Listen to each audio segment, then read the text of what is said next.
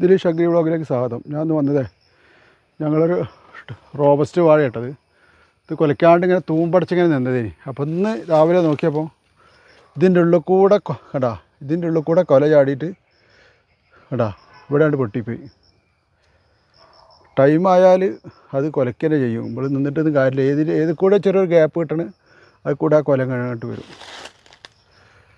ഉണ്ടല്ലേ, ഇത് ഇങ്ങനെ നിന്നിട്ടിക്കാൻ ചെയ്ത് നമുക്ക് പഴായി. ഇത് അത്യാവശ്യം പടലീണ്ട് ഇട്ടാ കണ്ടാ 1 2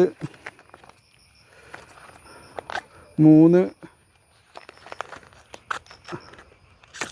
4